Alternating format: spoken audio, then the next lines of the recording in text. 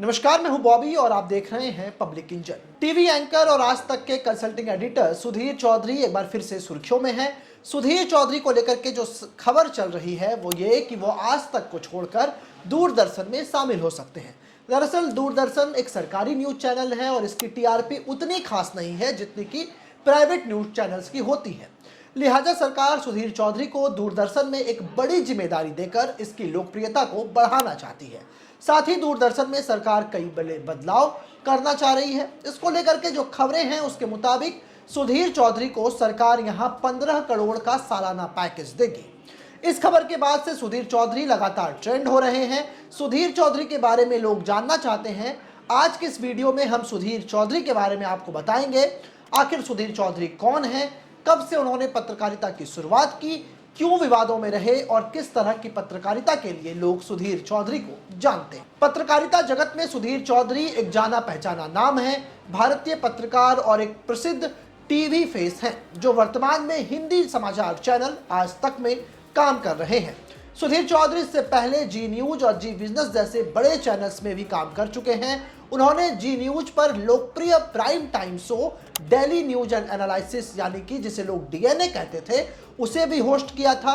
सुधीर चौधरी अपने prime time show के लिए घर घर में जाने पहचाने जाते हैं जिसमें राजनीति और धर्म के साथ साथ कई विषयों को शामिल किया गया।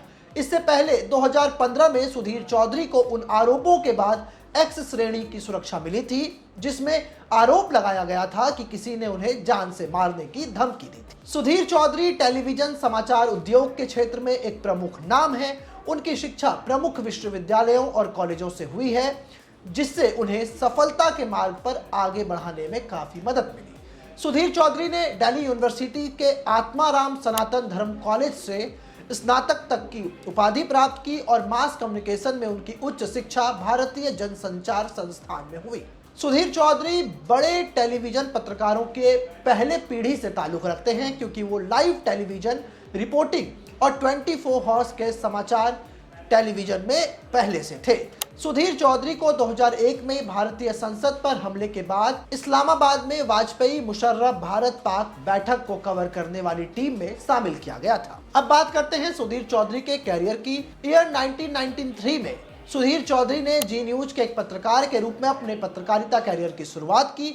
उस समय जी न्यूज ने अपना संचालन शुरू ही किया था। सुधीर चौधरी जी न्यूज चैनल में एक समाचार एंकर के रूप में शामिल हुए और ये वर्ष था 2001 जब वो संसद हमले में वो कारगिल युद्ध जैसे प्रमुख समाचारों को कवर करने के लिए जाने लगे। वो उस टीम का हिस्सा हुआ करते थे जब कोई टीम बड़ी स्टोरी कवर करने के लिए जाती थी, जिसमें अटल बिहारी वाजपेयी और परवेज मुशर्रफ के बीच हुई इस्लामाबाद की बैठक को कवर किया था। अब ईयर 2003 में उन्होंने जी न्यूज से इस्तीफा दिया और हिंदी समाचार चैनल सहारा समय में शामिल हो गए। सुधीर चौधरी ने सहारा समय के शुभारंभ में महत्वपूर्ण भूमिका निभाई। यहां उन्होंने कुछ समय तक काम किया लेकिन उसके बाद वो इंडिया टीवी में शामिल हो गए। इसके कुछ समय बाद वो चैनल के प्रधान संपादक के रूप में लाइव इंडिया में शामिल हो गए थे। वर्ष 2012 में सुधीर ने जी न्यूज में अपनी वापसी की और एक संपादक के रूप में अपना कार्य संभाला। तब से वो लोकप्रिय prime time show daily news and analysis की मेजबानी कर रहे थे। वर्ष 2015 में सुधीर को पत्रकारिता में उत्कृष्टता प्रदान करने के लिए रामनाथ गोयंका पुरस्कार से सम्मानित किया गया। उन्हें दिल्ली गैंगरेप पीड़िता के दोस्त का एक इंटरव्यू लेने के लिए भी अवार्ड दिया गया था। इसके अलावा सुधीर चौधरी जितने मशहूर टीवी एंकर हैं उससे ज्यादा वो विवादों में रहे हैं। सुधीर चौधरी ने जी न्यूज छोड़ दिया था जिसके पीछे भी यहाँ सुभाष चंद्रा के साथ उनके विवाद की चर्चा थी। इस वजह से लोग कहते थे कि सुधीर चौधरी ने जी मीडिया को अलविदा कह दिया, जिसके बाद उनकी एंट्री आज तक में हुई। अपने शो में सुधीर चौधरी खबरें कम और एजेंडा ज्यादा चलाते हैं। यही कारण है कि देश में एक वर्ग उनके विरोध में हमेशा खड़ा रहता है। कई बार अपने खबर को लेकर के सुधीर चौधरी चर्चा में आ जाते हैं और विवादों का कारण भी बनते हैं।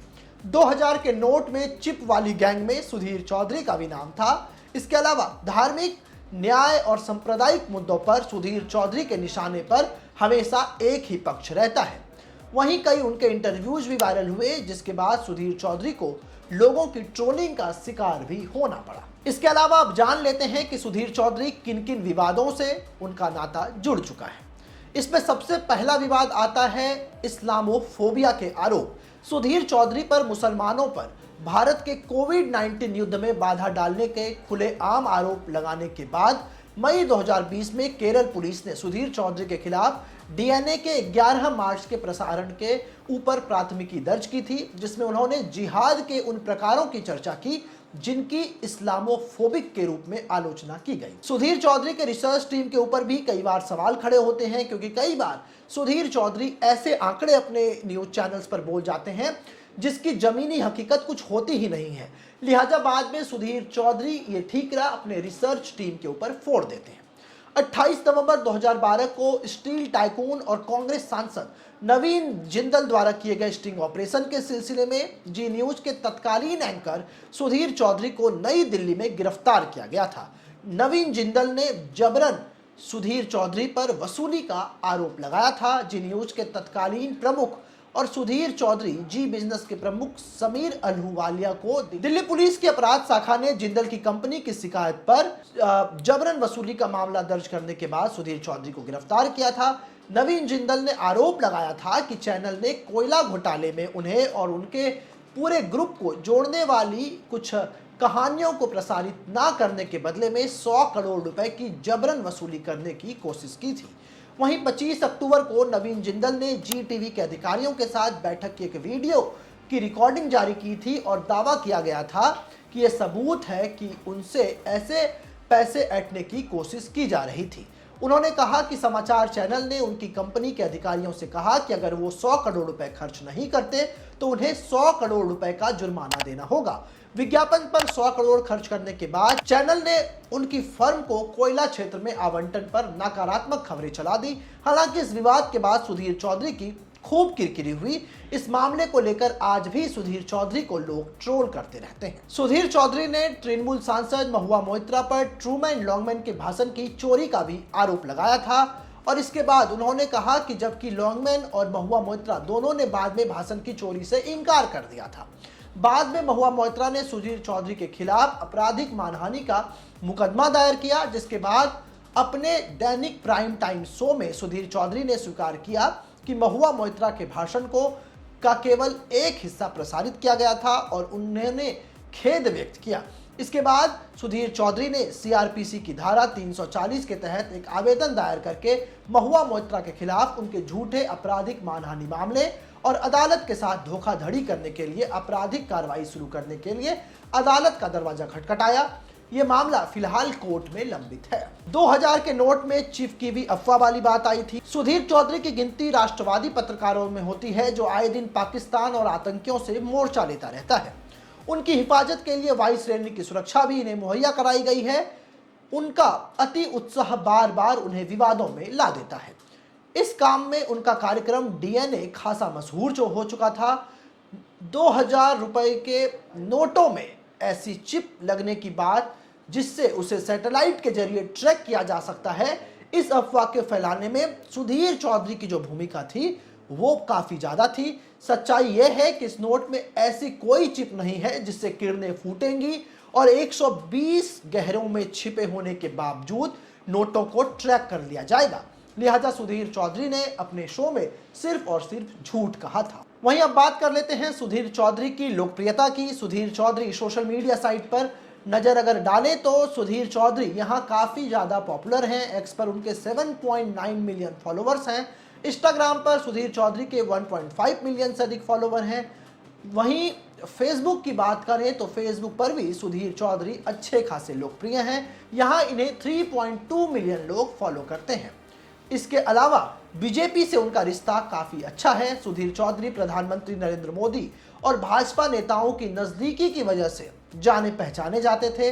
सुधीर चौधरी के यदि सोशल मीडिया साइट पर नजर डालें तो उन्होंने नरेंद्र मोदी, डोनाल्ड ट्रंप के साथ अपनी एक फोटो को पिन कर रखा है। इसके अलावा कई मौकों पर वो प्रधानमंत्री नरेंद्र मोदी के साथ नजर आ चुके हैं।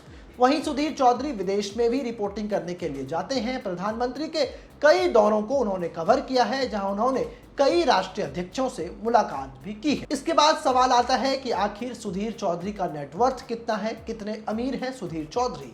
गूगल पर लोग सुधीर चौधरी की टोटल नेटवर्थ को लगातार सर्च करते हैं, लेकिन किसी भी वेबसाइट पर उनके नेटवर्थ का कोई ऑफिशियल आंकड़ा नहीं है। रिपोर्ट के मुताबिक आज तक में सुधीर चौधरी सालाना 3 करोड़ रुपए चार्ज करते हैं।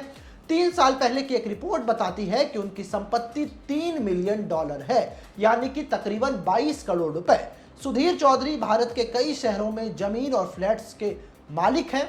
हालांकि सुधीर चौधरी की कुल संपत्ति कितनी है, इसका कोई ऑफिशियल डेटा अब तक सामने नहीं आया है, लेकिन उनके लाइफस्टाइल को देख करके फैन ये अंदाजा लगाते हैं कि सुधीर चौधरी करोड़ों की संपत्ति के मालिक हैं। तो ये थी सुधीर चौधरी की पूरी कहानी, उनका नेटवर्थ, उनके सोशल मीडिया पर लोकप्रियता, उनके विवाद और फिलहाल वो चर्चा में क्यों है। आपको ये वीडियो कैसी लगी हमें कमेंट कर जरूर बताएं। साथ ही हमारे प्लेटफॉर्म पर आपको इस तरह की वीडियो कैसी लग रही है और आप किस तरीके के वीडियो देखना चाहते हैं, इसके लिए भी आप हमें कमेंट कर अपनी राय जरूर दें। हमें आपके कमेंट्स का इंतजार रहेगा।